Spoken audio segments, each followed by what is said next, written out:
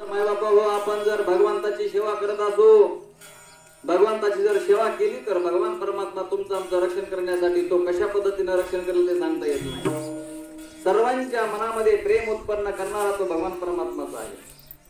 म्हणून त्या भगवान परमात्म्याचं म्हणून दुसरं प्रमाण आहे, पडता जड भारी, पडता जड भारी,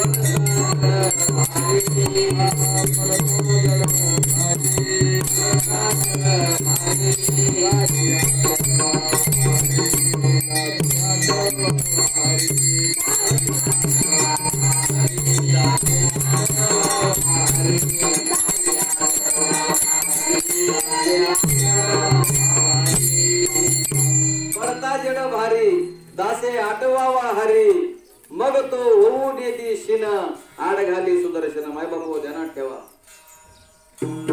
आम्ही प्रत्येक मनुष्याला दुःख झाल्याशिवाय, आता प्रत्येकाला कशाची आवश्यकता हो, सगळ्यांना सुखाची आवश्यकता आहे। आपल्याला वाटते आम्हाला दुःख कधीच होऊ नये, तर श्रीकृष्ण भगवंतांना कुंतीला विचारलं होतं की कुंती माता तुला सुख पाहिजे का दुःख पाहिजे? तर कुंतीने सांगितलं देवा मला दुःखच पाहिजे। आता इथं मंडपामध्ये बसलेले त्यांना सगळ्यांना विचारतो तुम्हाला सुख पाहिजे का दुःख पाहिजे? तर प्रत्येक जण सुखच पाहिजे असं म्हणतील, आहे की नाही?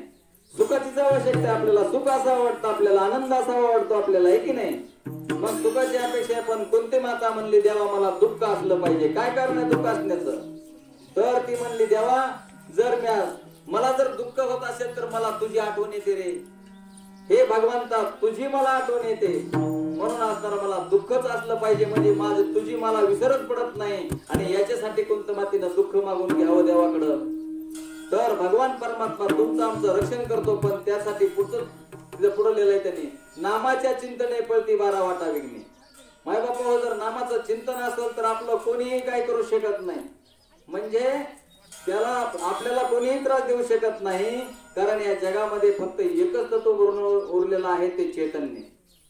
चैतन्य म्हणजे तो भगवान परमात्मा। आणि आज तरी ही तुम्हाला आम्हाला रूप दिले ते तुमचा आमचा व्यवहार व्हावा म्हणून हे आपल्याला शरीर दिलेले आहे, आणि शरीरच आलेलं आहे की त्या भगवान परमात्माची प्राप्ती करण्यासाठी। म्हणून हे नाशिवंत शरीर आहे, तर नाशिवंत शरीराकडून आपल्याला भगवान परमात्माचं चिंतन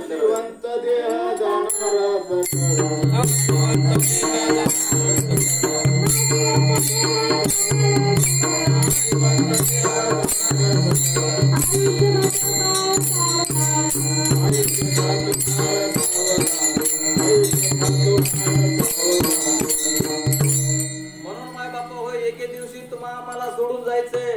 आपल्या मरणाचा विचार करा स्वतःच्या। आपण दुसऱ्याची माती करायला जातो, 4 जण असे खांद्यावर घेऊन जातात, त्या दिवशी आपली सुद्धा आठवण करा, आपल्याला बी असंच कुणीतरी नेणार एके दिवशी, का नाही नेणार माय बापा? तुम्हाला आम्हाला सुद्धा एके दिवशी असंच नेऊन तिकडे घालावं लागतंय। जर असं असन तरी सुद्धा मनुष्यानं का परमार्थ करू नये? किती कमाई करा तुम्ही, कोट्यवधी रुपयाची कमाई करा, अब्जावधीची कमाई करा, ती बरोबर येत नाही। तर भगवान परमात्माचं नामचिंतन आणि जी केलेली पुण्य आहे ती तुमच्या आमच्या बरोबर येत असतील, तोच भगवान परमात्मा आपली सुटका करू शकतो, अन्यथा आपली सुटका नाही। मग 84च्या फेऱ्यामध्ये जर आपण गेलो तर तुम्हाला सांगतो दुःखाच्याच राशी येतात।